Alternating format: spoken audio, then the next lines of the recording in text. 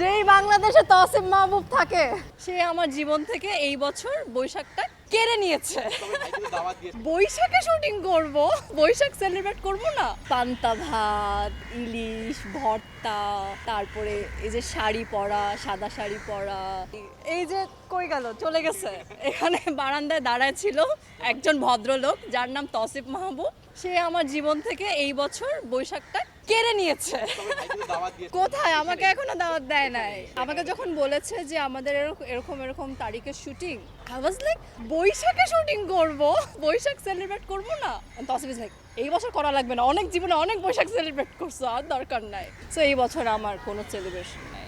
পয়লা বৈশাখ আমার খুবই প্রিয় একটা উৎসব। মানে বছরের তো আমাদের ঈদ থাকে, আরও অনেক নানান উৎসব থাকে, ইভেন আমার জন্মদিন থাকে, কিন্তু পয়লা বৈশাখটা নিয়ে আমি একটু বেশি এক্সাইটেড থাকি। পান্তা ভাত, ইলিশ ভর্তা, তারপরে এই যে শাড়ি পরা, সাদা শাড়ি পরা, এই জিনিসগুলো আমি খুব এনজয় করি। এবং অনেক ছোটোবেলাতে, মানে একদম ছোটোবেলা থেকে আম্মু আমাকে সবসময়, মানে এটা প্রায় টিন লাইফ পর্যন্ত, মানে আমি আমার প্রফেশনাল লাইফ স্টার্ট করার আগ পর্যন্ত ছোট থেকে নিয়ে আমরা চারুকলা, একদম সকাল 6টার সময় চারুকলায় যেতাম, আম্মু আমাকে নিয়ে যেত এবং আমরা শোভাযাত্রায়, আমরা পুরাটা আমরা র্যালিতে আমরা থাকতাম। এবং আমি যখন অনেক ছোট ছিলাম আম্মু আমাকে কোলে নিয়ে পুরো র্যালি করতো। তো আমি খুব এটার সাথে, মানে আমার অনেক ছোটবেলার মেমোরিজও আর কি অ্যাটাচড। সো যেই কারণ, মেবি এই কারণে এই অকেশনটা আমার কাছে special. Not a bad idea, এটা হতে পারে, এটা অবশ্যই হতে পারে, এটা অবশ্যই হতে পারে, যদি